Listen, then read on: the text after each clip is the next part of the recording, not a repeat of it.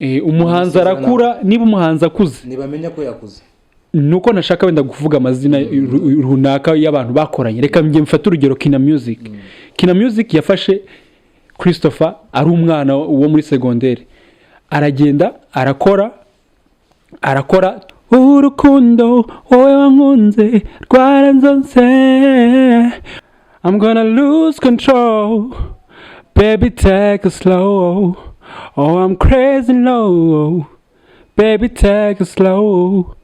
Amazina yanjye nitwa Boni, amazina y'ubuhanzi abenshi bazi Boni Prince, arabazi B Prince, ariko ubu ngubu izina nkoresha ni Boni, nkaba ndi umuhanzi nyarwanda ukizamuka. Ukorera he ubuhanzi bwawe? Nkorera mu rugo ni Nyamata, ariko ndashaka no kuzamura umuziki wanjye nkawushyira ku rundi rwego. Nkuko rero umaze kubivuga witwa Boni, ukorera mu rugo, wenda nekeza ko ari nayo mpamvu abantu wenda batarabasha kumva iryo zina mu ruhando rwa muzika ku rwego rwo hejuru.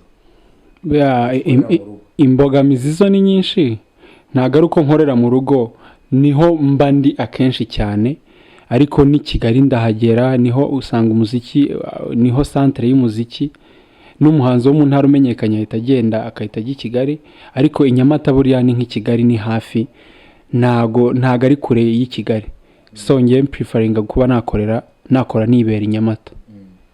Urumva uzazamuka ugakorera ubuhanzi bwawe i Kigali ryari? Sinzi icyo wenda kwitiranya gukorera ubuhanzi i Kigali, kuko abantu benshi bashobora gukora bataha Inyamata ko ni hafi cyane, ariko mu bijyanye no gukora kwegera aba producer beza bashobora kuzamura umuziki wanjye, ibyo byo nabikorera i Kigali.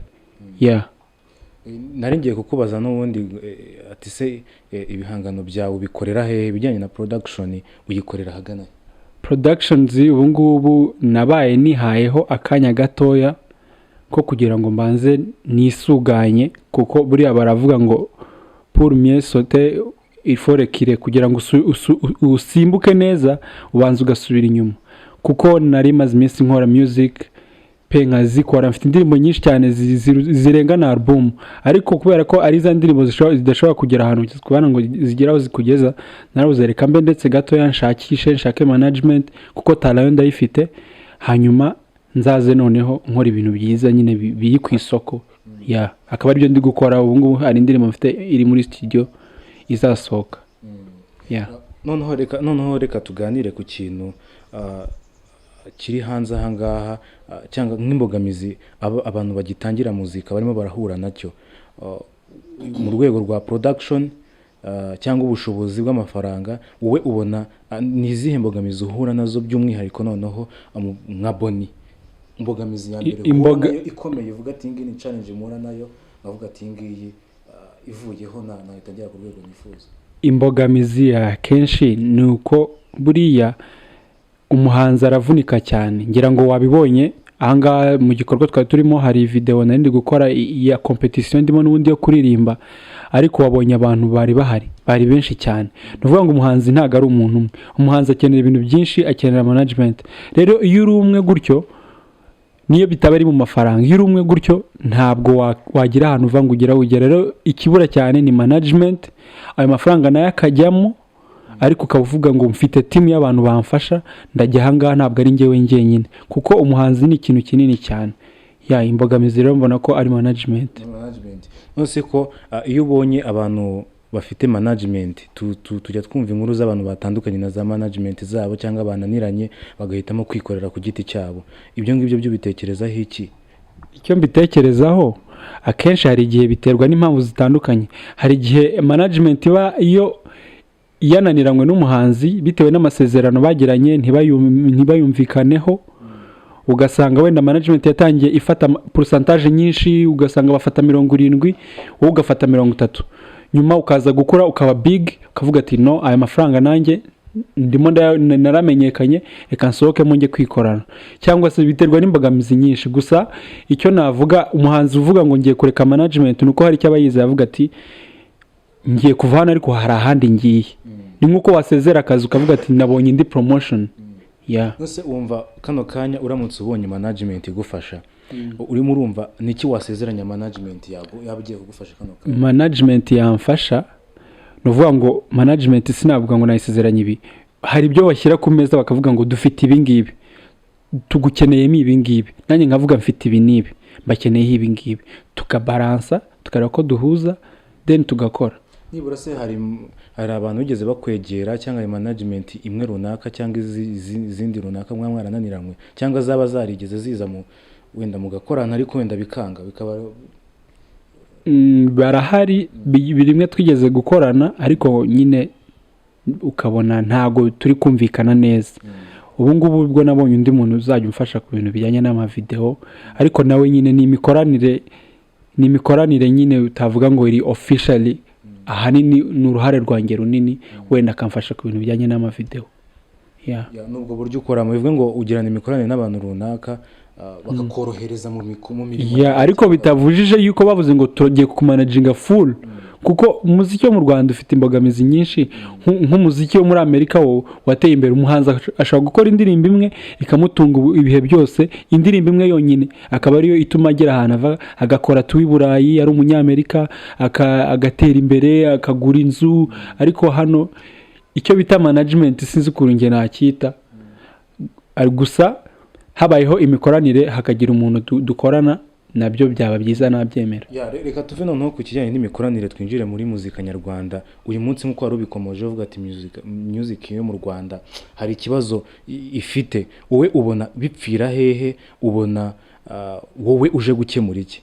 Reka duhere ku ubona ubundi music yo mu Rwanda uyibona ute? Ubona ibintu bitagenda neza, ubona bipfira hehe? Music yo mu Rwanda iri ku rwego rwiza pe, ukurikije aho yaturutse. Yazamutse ndi kuyireba ndi umwana muto afite imyaka mike, ariko nari ndi kuyireba aho igeze. Rero harashimishije, gusa nanone ahantu igeze harimo ikibazo cy'aba, ugasanga nka management yo irashaka kwifuza cyane mu muhanzi kuruta kugira ikimufasha. Ugasanga yo niba hari ikigufashije, niba tuvuge ibintu byinjiza abahanzi mu Rwanda ni ibintu bizwi cyane, ni ibintu nka bitatu, amakompetisiyo amwe yagiye anarangira ntiyongere kuba. Ugasanga niba ayo mafaranga atanzwe, kampani itanze umuhanzi agakora, bo barashaka ngo babonemo inyungu irenze cyane kuruta iyo umuhanzi ari bubone. Icyo gihe nta hantu azava, nta hazagera. Ugasanga niba bagiye gukorera umuhanzi nk'indirimbo, igihangano kiri international, ntago barenze muri East Africa. Ugasanga rero haracyarimo ikibazo, kandi umuhanzi aba yinjije amafaranga amwemerera kuba yakora akagera n'ahandi hantu, akaba yajya no gukora n'aba directors bakomeye bari Nigeria. Ariko mu Rwanda nicyo kibazo cyane. None ubona investment y'umuhanzi muri management ubona ihagaze gute? Ese ubona mu Rwanda umuhanzi agerageza gukora ku buryo yagira investment ifatika muri management, ku buryo yarekara amati percentage ndi guhabwa ni nkeya? Ubona investment umuhanzi ashora muri management ubundi ari yihe, ku buryo washingiraho uvuga ko babakira make? Investment ngewe mvuga buriya izina ryawe ryonyine, cyangwa se talent yawe. Reka tureke warakoze izina, talent yawe uba ufite, ibigo bari product, nicyo kintu cyonyine uba ugomba gucuruza. Umuhanzi niyo yagenda akajya hariya ari buririmbe, haba hari agaririmba indirimbo yandikiwe, akajya muri video bamushutingiye audio babimukore, ariwe akagenda gusa nk'umuhanzi. Bakamutegurira ama shows, bakamutegurira ibintu byose, bakamutegurira studio azajyamo, we akagenda nk'umuhanzi agiye gukora. Iyo ni investment ibikomeye, ni ikintu abazanye muri business, kuko utamufite, udafite ijwi ryiwe ntiwagenda ngo kampani runaka iguhe jingo aririmbemo. Ku buryo urimo urumva yuko se umuhanzi ashobora kunganya na management. Urumva management ibikorwa byose bayakoze, production, gushaka ibyo bitaramo, promotion n'ibiki byose, urimo urumva umuhanzi yabona percentage ingana gute? Reka nguhe urugero. Urabona abo bitaga the 5 Jacksons, hari iriya famille ya Michael Jackson. Michael Jackson yavuyemo afatwa na management, bakajya bafata 90%, we agafata 10%. Ariko nyuma Michael Jackson yarakomeje barakorana, none we akajya afata 90%, bo bafataga 90 mbere agafata 10%. We bo bagafata 10 noneho kuko yari yabaye big, we agafata 90, ariko rya 10 bafataga bari gufata nyuma ryarutaga 90% iyo bafataga mbere. Ni ukuvuga ngo Jackson yaje gutera imbere ku buryo bamufatagaho 90% ku mafaranga yinjije, ariko noneho aza kuvuga ati no njye none ninjye ufata 90 mwe mufata 10, ariko ako gacumi bafashe kubera ko yari yamaze kuba big, iryo 10 ryarutaga 90% bo bafataga kera. Kuvuga ngo ushaka kuvuga yuko ibintu bipfira mu myumvikanire. Umuhanzi arakura, niba umuhanzi akuze ntibamenya ko yakuze.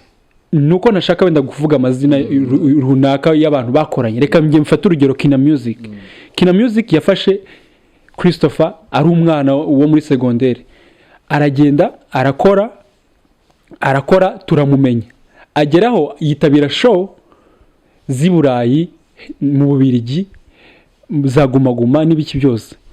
Ni ukuvuga ngo wa mwana wamufashe nta kintu afite, sibyo? Uramukora pe, umufatamo 70% agafata 30%, ariko menya ko umwana yakuze, yaba international, yamenyekanye. Wiguma kuvuga ngo nyuma y'imyaka 5 uramufatamo 70 afate 30, ntago byumvikana. Niyo mpamvu usanga akenshi bahita batandukana. Ariko mbona yuko abahanzi ari ikintu batajya basobanukirwa. Hari ikintu bita gushora long time. Nshobora kugushoramo uyu munsi amafaranga menshi aruta yo mwinjiza uyu munsi, hanyuma mu myaka 2 ugatangira kwinjiza amafaranga nibura yaza asiba icyuho nagushoyeho. Ibyo bintu nimubimenye. Abahanzi ibyo bintu mujya mumenya ko abashoramari ari igihe babashoramo amafaranga menshi mutaratangira kwinjiza, nyamara mwayinjiza mwatangira kwinjiza mukata mubipakurura. Reka nkubwire, business na business agira risk. Uba ugomba guteganya ibintu byose. Aya mafaranga nshoye muri uyu muntu azangarukira gute? Uri kumva? Rero umuhanzi uri big, ngiye ntekereza ko nta kontra idasubirwamo. Kontra isubirwamo, kontra mukayivugurura, mukayinoza, mugakomezanya, mugakorana. Rero iyo ikintu kitabayeho ntimwumvikane, bita bijya hanze, kandi kujya hanze nibyo biteza saga, ukumva ngo uyu nguyu afite beef, n'uyu afite beef, ibintu nk'ibyo ngibyo. Ngewe rero icyo numva nuko niba umuhanzi abonye management barakorana, ariko wivuga ngo ibyo wamuhaga mu myaka 5 ishize, come on, yakuze, yabaye big, akeneye imodoka, kuko ntago azajya mu isoko kwihahira. Birumvikana. Ushaka kuvuga yuko azakodesha inzu, nyine azava iwabo agiye kwibana. Ibyo yari afite wamukujije, agomba noneho nawe kugenda nk'umustar. Nicyo ngiye mvuga. Noneho tugaruke muri music yawe bwite. Ubundi intego ufite muri muzika yawe by'umwihariko nka Boni, ku buryo umuntu ashaka kuvuga ati Boni yageze ku ntego ziwe, ufite izihe ntumbero muri muzika? Ikintu wenda ngewe nshaka ni ukwiyestara muri muzike, nkajyamo nka icon, nkagaragaramo, bakarecognizinga talent yanjye. Sindi buvuge ngo indirimbo ziri international, ngo imiziki ngo yamenyekanye, no. Muri industry bakavuga ati uyu muntu Boni ni icon mu muziki wacu, bakamenya nyine. Nicyo kintu cya mbere nshaka. Ibindi byo bizagenda biza gahoro gahoro bijyanye n'impano yanjye. Twavuze ku muziki wawe, twavuze ku muziki uri mu Rwanda muri rusange, ako noneho reka tuguhe umwanya uririmbe, abantu bumve n'ijwi ryawe. Uririmba ute kugira ngo abantu bamenye ngo uyu muhungu koko afite talent? Urakoze. Bebo you mwanya shaka dusa sinsobe, umbwiza ukuri nta na kimwe unyenga, ku cyumba bazangukunda, untera gufuha, untera intimba mu mutima, mpora nishavu n'agahinda, wari kami kazi kanjye mami, nari naratwawe, nifuzaga kuzakomezanya nawe ubuzima, mu bari bose niwe wari waranyuze umutima. I gave you everything, darling, oh yeah, but you took it for granted, oh, for granted. None kunsise ubona nzaba one day. Urakoze cyane. Indirimbo uririmbye yitwa ngo iki? Yitwa Warahindutse. Iyo nayo irakoze, ni indirimbo irakoze mu buryo bw'amajwi, iri kuri YouTube yanjye, yitwa Boni Prince. Iyo YouTube channel yanjye yitwa Boni Prince. uvuga ngo abashaka ibihangano byawe bagusanga kuri YouTube yawe yitwa Yeah. Boni Prince. Waca kuri Boni Prince YouTube, waca kuri Instagram ni Boni_the_Prince, Boni the Prince. Yeah. Ya turashimira rero abantu badukurikiranye, wenda ikiganiro cyo nakagaruka. Iyi ngiyi yari TV9 Rwanda, niyo mwaganiraga. Nuko ngo twatwifuje kugira ngo tuganire ubundi noneho abantu bamenye ngo Boni ninde, Boni urimo gukora iki, ni ibihe bintu uri gukora. Wakomeje kutubwira karete ari amarushanwa, ari video arimo gukora, na amarushanwa urimo. Aya marushanwa ateye ate kugira ngo nibura niba hari umuntu ubonye no video ashobora kuba yakurikirana nimba bishoboka. Hari nk'amarushanwa tuzi basaba amajwi, basaba kuvuga ati uyu muntu tumushyigikire. Abanyarwanda bagushyigikire gute muri aya marushanwa? Basobanurira amarushanwa ateye ate. Amarushanwa yitwa Afro Voice, ni irushanwa ryitwa Afro Voice, ni inshuro yaryo ya mbere, season 1. Uko riteye rero riri gutangira, abanyiraryo badusabye nyine bashakisha abantu bafite tala. Ngiye mbona umuntu aranyandikiye arambwira ati nzi ko ufite tala, hari abantu bashaka abantu bazi kuririmba, mufate utuvideo mutwohereze. Ni muri Congo, u Rwanda na Kenya. Dufata utuvideo turatwohereza, hanyuma baratubwira ngo bazaduselectinga, ngo twohereje amavideo menshi bazaduselectinga. Kubw'amahirwe mbona baranselectinze, baramfata badushyira kuri platform yari website twajyaga gutoraho, bakadushyira no kuri Instagram ya Afro Voice nyine, wanditsemo Afro Voice uhita uribona iryo rushanwa nyine, amavideo page bagiye badushyiraho. Turakora icyumweru cya mbere video nyine bareba ukuntu bakoraga like comment na view, babona batoramo abantu 24. Tubari twe dukomeza, baduha indirimbo tugomba gukora. Icyo gihe nakoze indirimbo yitwa Happy Because I'm Happy ya Pharrell Williams, ndayikora ndayitanga. Hanyuma n'abandi nabo barakora, bazana none gufatamo abandi bantu, bafata abantu 10, nabwo baduha indirimbo zo gukora. 24 bavaho tuba 10, baduha indirimbo zo gukora. Bampa indirimbo yitwa ntabwo ndi kwibuka neza, yitwa Bohemian Rhapsody y'umuntu witwa Queen, igoye cyane kabisa. Ndayikora nayo ndayitanga, nabwo barongera baramfata. Noneho tuhita tuba abantu 5 tujya kuri finale. Ubu rero nibwo bamaye iyi Nyarwanda yitwa Simbi ya Mavenge Sudi. Niyo rero usanze turi gukora, ariko banadutegeka kuririmba indirimbo yacu, indirimbo wowe wiyandikiye. Ariyo ya kabiri nakozeho freestyle nyine hano. Ya ubwo rero turatanga amavideo kuri ni Friday, nibwo tuzatanga video, babongera badushyire kuri platform dutorwe. Next week kuwa gatatu turatanga iyi cover badutegetse. Kuwa gatatu tuzatanga indirimbo zacu bwite twiyandikiye, ni nazo ngo bazahemba cyane. Hanyuma mu cyumweru gitaha wenda nibwo irushanwa rizasoza. Nkabasaba abantu rero kugira ngo searching kuri Afro Voice nyine kuri Instagram, bantore, bakore like, bakore share, bakore comment, kugira ngo bimeshe amahirwe yo gutsinda. Reka nka TV9 Rwanda tukwifuriza amahirwe menshi n'imigisha, kandi tubwira abanyarwanda bakomeze kubatera inkunga y'ibitekerezo, kujya kubareba nk'uko wari umaze kubivuga. Noneho tunasoza tugera ku musozo w'iki kiganiro, tuzagaruka ubutaha twongeye dukorana n'ikindi kiganiro. Wanatsinze deja, reka tukwifuriza iyo ntsinzi. Hanyuma noneho dusoza, indirimbo ushaka wenda wakora kuri iyo ngiyo waririmbyemo yatumye uzamuka ukagera muri abo bantu 5 sinzi, cyangwa nimba waririmba kuri iyo ngiyo wakoze Isimbi, wenda yawe wayiririmbye, nimba waririmba kuri Isimbi cyangwa waririmba kuri zindi wakoze, ntacyo bitwaye. Wowe nk'indirimbo ugiye gusigira abanyarwanda bari buvuge ati iyi ni indirimbo yatumye ngera. Urukundo wowe wankunze rwaranzonse, wabaye muganga umvura inimba, warakoze wanyigishije gukunda, hehe n'agahinda, I love you day to day, Monday to Sunday. Kubera urukundo wampaye, meze nk'uwasaze. I'm gonna lose control, baby take it slow. Oh, I'm crazy in love, baby take it slow. Yeah, thank you very much Boni. Urakoze cyane nawe. Imana iguha umugisha kandi amahirwe masa ku irushanwa urimo ndetse n'abanyarwanda turakomeza kubifuriza ibihe byiza uko mukomeje kudutera inkunga kuri channel yacu mukora comment, subscribe ndetse n'ibitekerezo byanyu muduha buri munsi. Ikiganiro cyo nakagaruka areka tubonane ubutaha. Ciao.